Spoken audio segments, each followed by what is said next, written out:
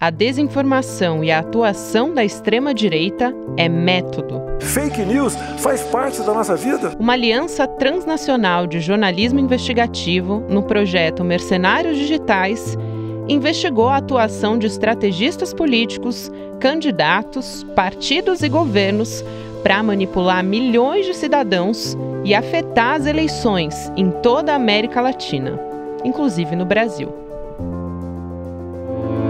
Quinta-feira, 24 de agosto de 2023.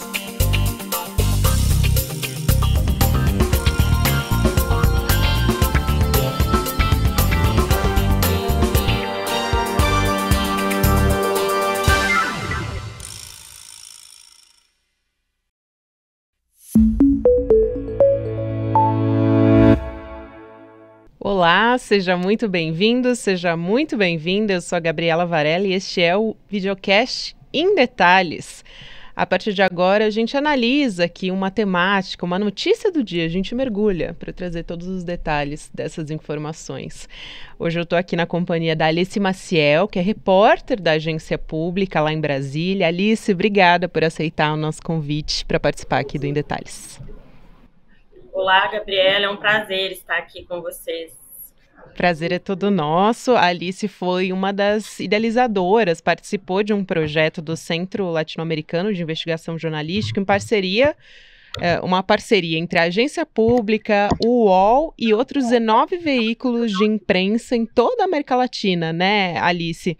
Essa série de reportagens resultou no documentário Mercenários Digitais, o negócio por trás da mentira política. Eu, inclusive, conheci a Alice fazendo esse projeto também, porque eu fiz parte dessa equipe de reportagem, então é um prazer falar com ela mais uma vez e poder trazer esse projeto que foi tão importante. E essas reportagens a gente, inclusive, trouxe em destaque no ICL Notícias, segunda edição, dá para conferir nas redes sociais do ICL, mas antes da gente entrar nesse assunto, o noticiário às vezes acaba se impondo, né, Alice? E acho que tem, na verdade, tudo a ver com o que a gente vai conversar agora, que é essa história do presidente Jair Bolsonaro. A Polícia Federal identificou que o ex-presidente encaminhou para o empresário Meyer Nigri, que é o fundador de uma construtora, Tecnisa, encaminhou 18 mensagens, pelo menos, com ataques ao judiciário e também mentiras sobre as urnas eletrônicas, vacinas contra a Covid-19, então a gente falando mais uma vez da pandemia, e essas mensagens eram repassadas depois para outros empresários e assim começa, né, toda essa rede de fake news, né, Alice? Acho que tem tudo a ver com o que a gente vai falar aqui. Demais, Gabriela. É um governo que é marcado por isso, né? Assim, eu acho que essa investigação ela mostrou que a gente fez foi procurar saber como funciona essa máquina de desinformação, né? E no Brasil, além de empresários e pessoas ali pensando, né, na elaboração dessas mentiras falsas, a gente tinha o próprio presidente, como, né, aparecem aí nas notícias de hoje, disseminando fake news, né? Mas essa de hoje também é só mais uma prova, porque a gente via, né, nas redes durante a pandemia, isso ficou muito explícito, né? Como o presidente disseminava fake news diariamente, né? Que a de hoje é muito grave, né? Assim, a gente tem mensagens contendo, assim, né, o conteúdo dessas mensagens fala em sangue, em guerra civil, no caso de derrota das eleições. É realmente um conteúdo bastante...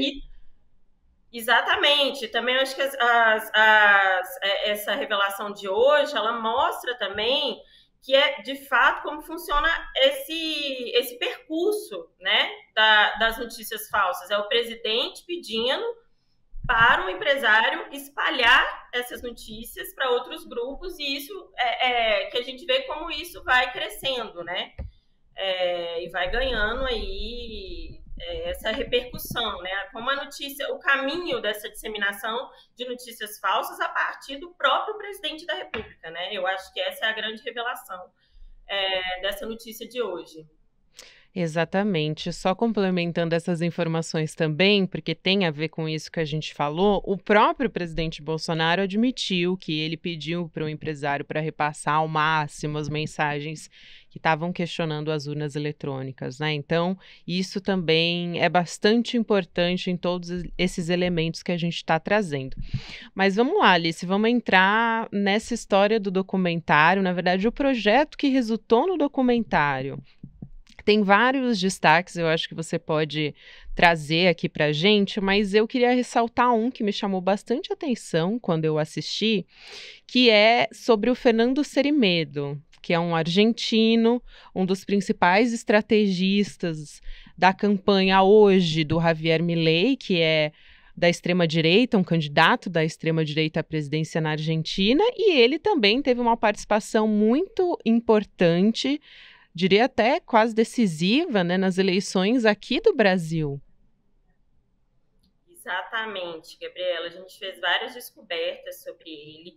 Então, só contextualizando, né? Essa investigação transnacional foi para entender como que funciona hoje essa máquina de desinformação, né? Assim, o que o documentário mostra é exatamente assim: a profissão de marketing digital, marketing político, ela sempre existiu.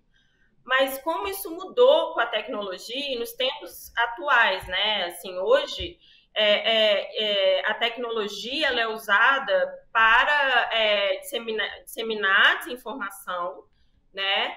E isso também fere democracias, né? A gente tem essa experiência aqui no Brasil. E a gente encontrou vários consultores políticos, empresas, e o caso do Fernando Cerimedo, que atuam em vários países, né? Então, vou contextualizar quem é o Fernando Cerimedo. Ele Ótimo. É um consultor, né? Tem uma empresa na Argentina de marketing político, de consultoria a campanhas políticas, e após as eleições no Brasil, ele fez um vídeo, uma live, com dados falsos, né? Comprovadamente falsos, dizendo que as urnas haviam ilegalidades, erros na contagem de votos, né? E isso, no momento que o país estava dividido, né? Haviam manifestações já nas ruas, e inclusive, assim, incitou muitas pessoas a irem para as paralisações das estradas e tal. Na época eu estava na rua fazendo reportagens sobre isso, e eu ouvi uma pessoa que disse, uma mãe com filhas, estavam lá o dia inteiro em Santa Catarina, parando a estrada, que ela falou que assistiu essa live, ela fez uma reunião com os vizinhos dela, e eles chegaram à conclusão, eles fizeram análise do documento que ele tinha mostrado, que ele, né, dizia que as urnas foram fraudadas e tal, e que por isso ela foi se manifestar pedindo, né, a suspensão de umas eleições legítimas, né? Então, e o Fernando Cerimedo, ele já tinha atuado no Chile, em campanhas também, disseminando desinformações contra a nova Constituição, em relação à nova Constituição no Chile, e hoje ele trabalha para o Javier Milei, que é o candidato da extrema-direita da Argentina, e super aliado do Bolsonaro, que estão usando as mesmas estratégias já de questionar as urnas, as eleições. Então, o projeto, ele mostra como que esse modelo, né, funciona, porque é um negócio, né? A gente acha que é um negócio, e como tem gente ganhando dinheiro com isso, né? Sem dúvida, Alice. E acho muito importante também a gente dizer como o Milei está avançando nas pesquisas para a presidência da Argentina, né? Ele saiu na frente nessa primeira pesquisa, né? Vamos dizer, nesse termômetro, né, das eleições argentinas, para daí a gente ter realmente para valer lá em outubro essa disputa presidencial. E ele está na frente, então também a gente, talvez lá na frente, a gente vá sentir o impacto que as fake news ou a desinformação, porque a gente está falando de um candidato de extrema-direita que tem uma pessoa chave aí na estratégia política de campanha, que pode influenciar muito nesse resultado, né? Sim, é uma história muito parecida com a do Brasil, né? De um candidato como a gente tinha o Jair Bolsonaro em 2018, né? Que saem, as pessoas não imaginam que ele vai crescer e de repente ele tem ele aparece na frente, né? Assim, eu acho que é muito parecido. E o Javier Milei, que eu acho que a gente pode falar um pouco mais na frente, mas ele é uma das pessoas que tem uma ligação muito forte, que tem se encontrado muito com o Eduardo Bolsonaro, com o Jair Bolsonaro, que tem falado, né? Uma das reportagens que a gente fez, a gente mostrou que o Eduardo Bolsonaro esteve em Buenos Aires às vésperas das eleições, numa viagem oficial, supostamente uma missão oficial, mas que foi para fazer campanha. Então ele encontra com o Cerimedo. Na verdade, quem organizou essa viagem foi o Fernando Cerimedo, e uma das pessoas que ele se encontra lá, inclusive, foi o Javier Milei, que gravou vídeo para o Jair Bolsonaro.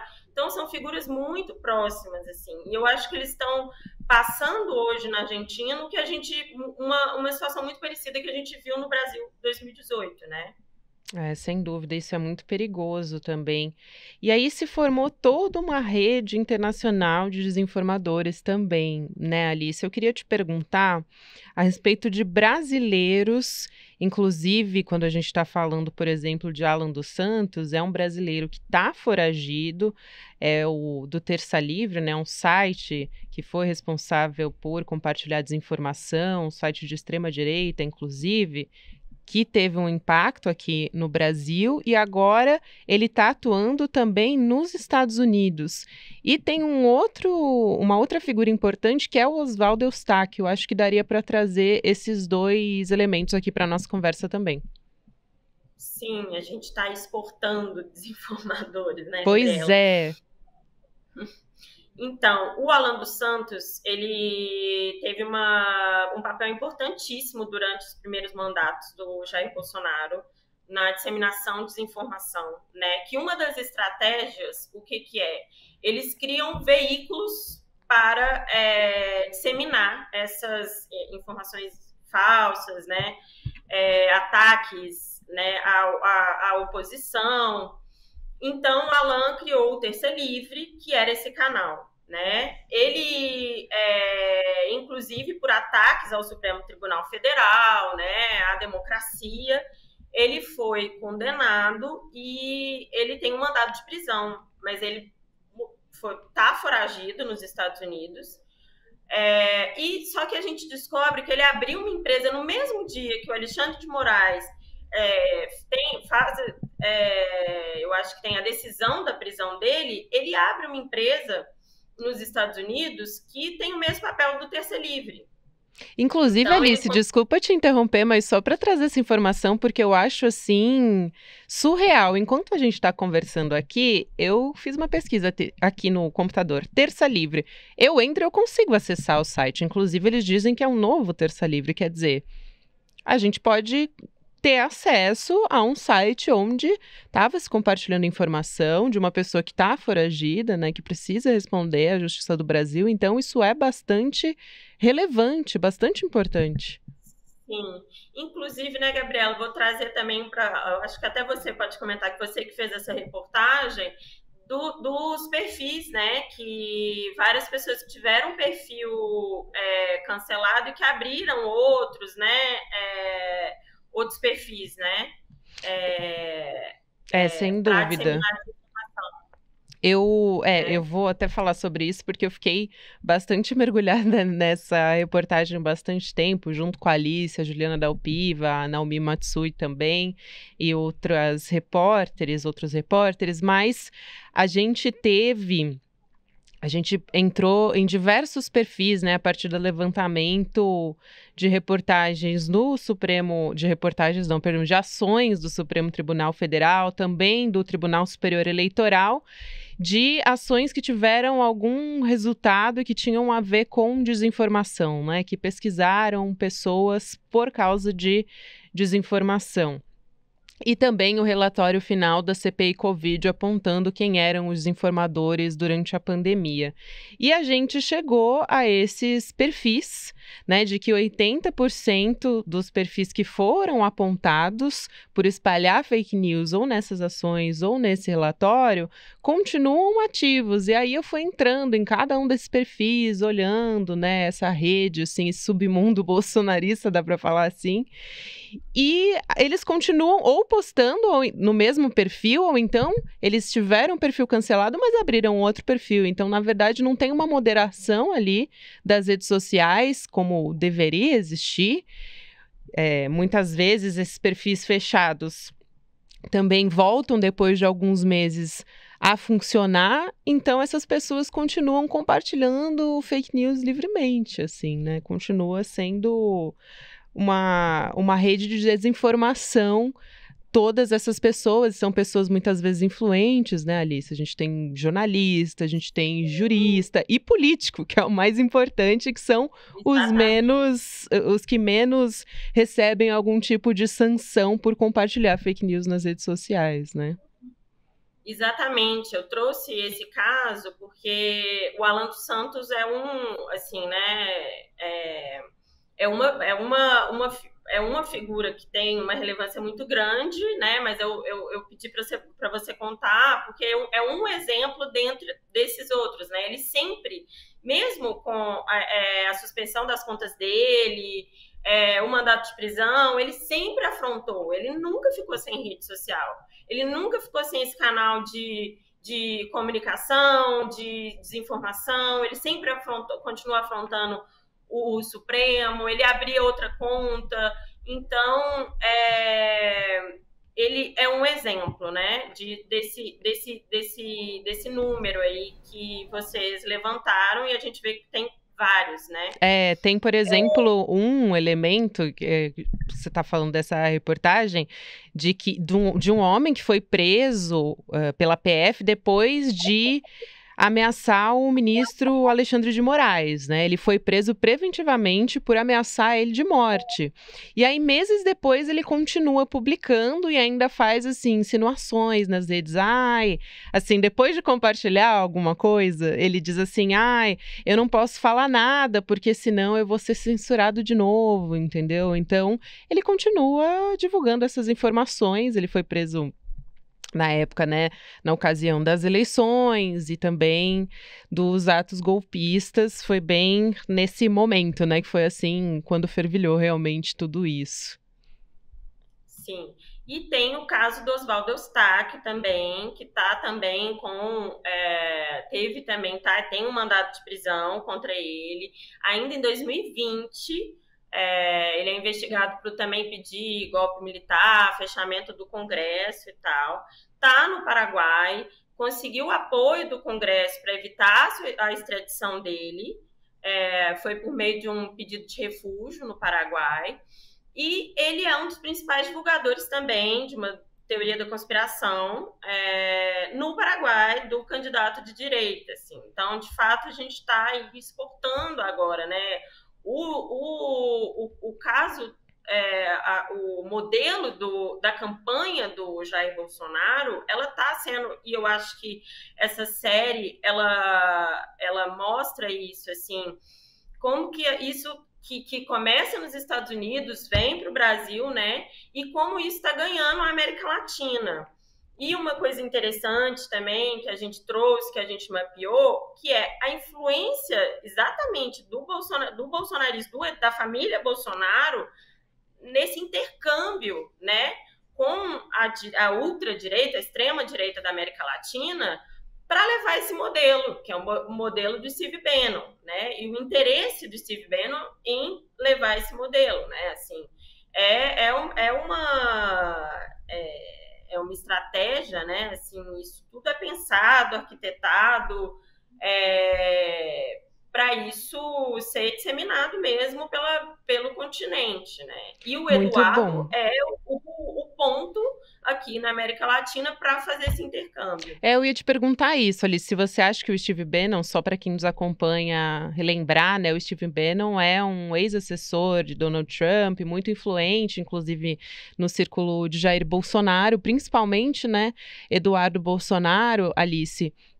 E você respondeu a pergunta que eu ia te fazer, mas acho que dá para a gente desenvolver como a América Latina exportou isso, talvez dos Estados Unidos, talvez o modelo de Donald Trump, e como ela a América Latina é uma rede agora, né, de desinformadores que existem de ultradireita e continuam se articulando. Quer dizer, Eduardo Bolsonaro teve encontros com desinformadores de outros países. A gente falou também do Serimedo, que teve influência aqui no Brasil, e agora a gente está vendo influência na Argentina com Javier Milei. Então, é uma articulação, é uma grande rede de desinformadores que está acontecendo atualmente, né? Exatamente, e isso é um negócio, né, que dá dinheiro, que também é importante, afeta, influencia na democracia dos países, tem interesses econômicos por trás, mas também é uma máquina de dinheiro, né? Mas a questão, eu vou contextualizar essa relação Eduardo Bolsonaro e Steve Bannon. Desde 2018, a gente fez um mapeamento da aproximação e das relações do Eduardo com lideranças da ultradireita nos Estados Unidos, pessoas ligadas a Donald Trump. A gente mapeou 80 encontros desde então dele com essas figuras nos Estados Unidos. E também mapeamos os encontros com lideranças da ultradireita na América Latina, que, se não me engano, foram 45, ou mais de 45. Pelo menos 45, vamos lá. Pelo menos 45, né? Uhum. Dá o número certinho. Então, e essa aproximação do Eduardo, em 2019, ele é nomeado pelo Bannon como uma liderança do movimento, que é um movimento do Bannon para reunir mesmo a ultradireita mundial.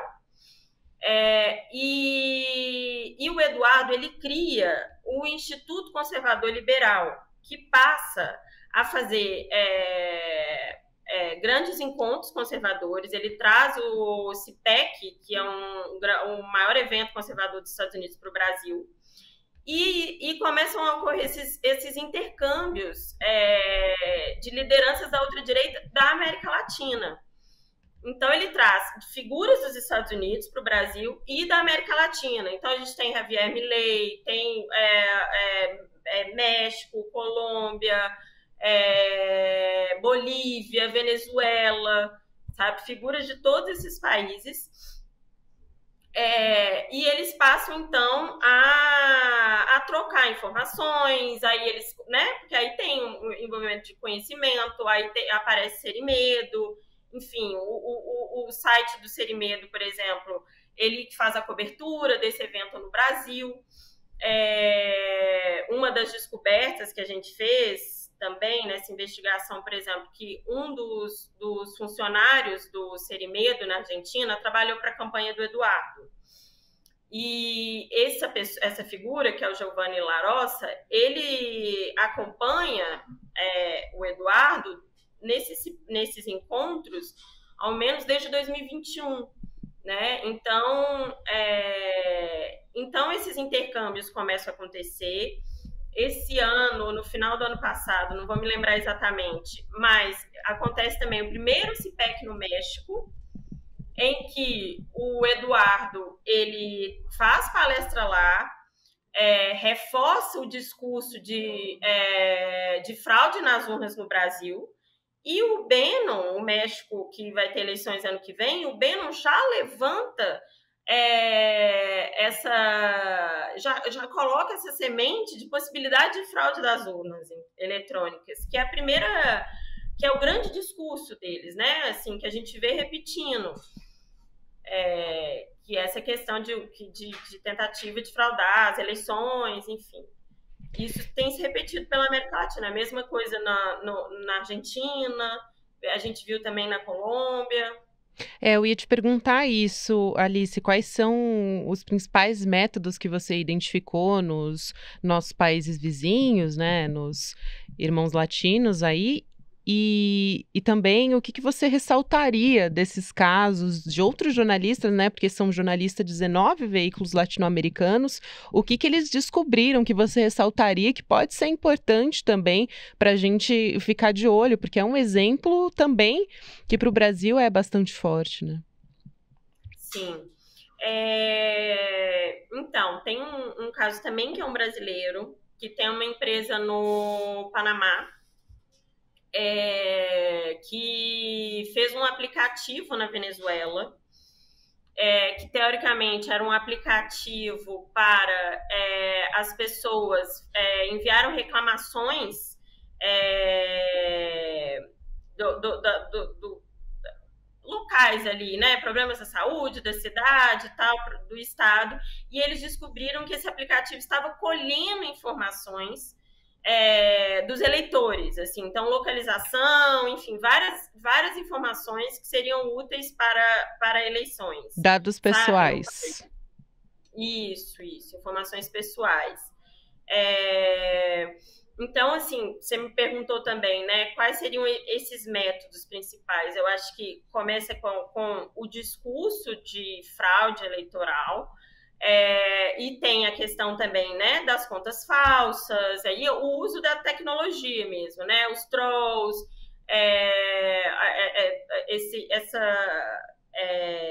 esse uso de várias contas falsas, de disparo de mensagem em massa, né, que isso é a grande novidade das campanhas atuais, né, assim, que o que a gente que se levanta até no documentário é que marqueteiro, político é uma profissão muito antiga, político sempre mentiu, né, mas a diferença hoje é que essas ferramentas, né, elas têm uma capilaridade, né, de disseminar, de espalhar essa informação e de fragilizar. Eu acho que isso também é uma grande questão. Tudo isso tem fragilizado, afetado a democracia dos países, né? A gente viu isso no Brasil.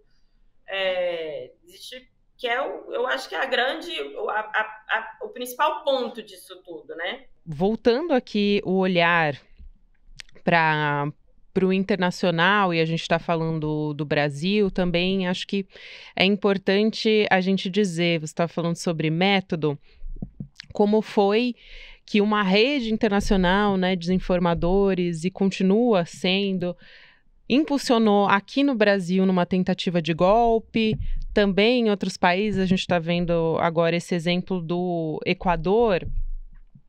A gente não pode banalizar, né? Eu vejo muito ultimamente, por conta de todas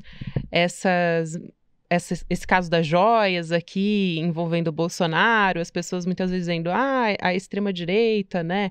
Eu ouvi muitas frases assim, a extrema-direita é burra. Eu acho que a gente não pode banalizar, né? Porque, na verdade, é um método, como a gente está conversando aqui, existe toda uma arquitetura por trás, não dá para subestimar a maneira como isso está sendo feito, né, Alice? O impacto que isso pode ter. Não, exatamente, assim, eu acho que vale muito a pena ler Vale muito o a pena. especial, porque você tem uma visão, assim, que é aquele ponto, né, assim, às vezes,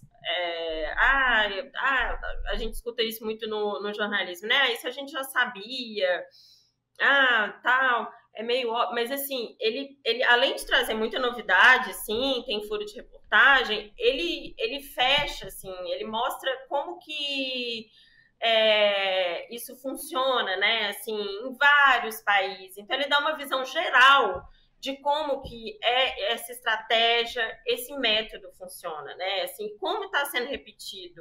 É muito impressionante como é exatamente a mesma coisa nos Estados Unidos, os mesmos métodos que foi na campanha de Donald Trump, que foi no Brasil, e agora está se repetindo na Argentina, né? Assim, dá essa visão geral desse método, que realmente é um método, né, uma aplicação de um método mesmo.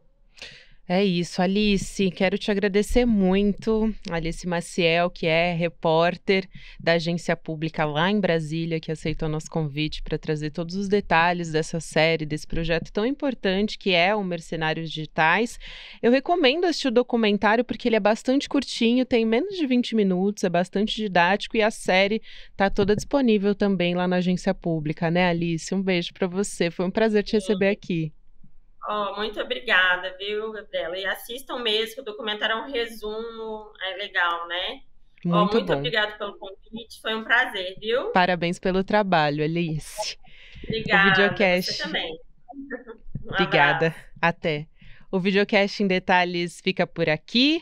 O próximo episódio vai ao ar às 10h30 da manhã, ao vivo no YouTube, por onde você acompanha toda a programação do ICL Notícia nos canais do Instituto Conhecimento Liberta e Eduardo Moreira, de segunda a sexta-feira. Você também pode acompanhar o Em Detalhes, que traz mais detalhes, inclusive, mais contextualização em áudio, em podcast, em todas as plataformas de áudio. Para quem acompanha essa transmissão agora ao vivo no YouTube, você fica agora com o videocast Mercado e Investimentos com o André Campedelli e a Débora Maganha e às 6h da noite com o ICL Notícias, segunda edição. Comigo, com o Chico Pinheiro e também com o Chico Sá. Beijo, até mais.